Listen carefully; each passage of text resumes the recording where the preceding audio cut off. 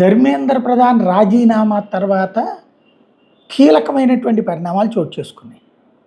ఇక్కడ ఈ ఉద్యమాన్ని ఫ్లేరప్ చెయ్యాలి అన్నటువంటిది అభిజిత్ దుప్కే ప్లాన్. అభిజిత్ దుప్కే ఆమ్ ఆద్మీ పార్టీ తరపున నడుపుతున్నాడు.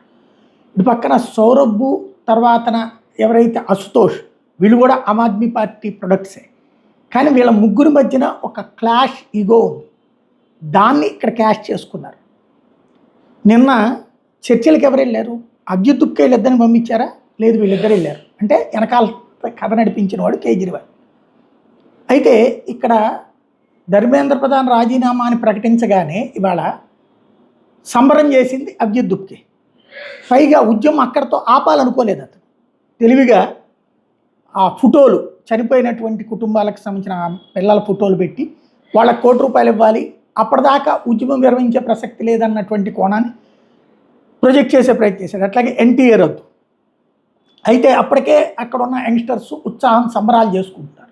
ఈలోపు చర్చలకు వెళ్ళినటువంటి సౌరభ్ కావచ్చు, అశుతోష్ కావచ్చు, వాళ్ళ చేత అక్కడ ప్రెస్ మీట్లో ఆందోళన విరమింపజేయించారు వీళ్ళు. అంటే ఇక్కడ ఒక గేమ్ నడిచింది, ప్రెజర్ గేమ్.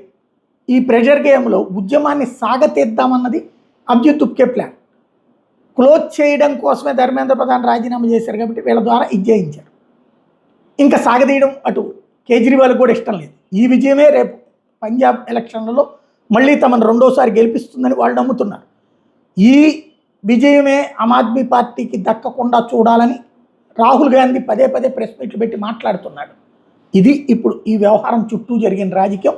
19 దాకా కామ్గా ఉండి 20వ తారీఖు అకస్మాత్తుగా పుట్టుకొచ్చిన యాజిటేషన్స్ పొలిటికల్.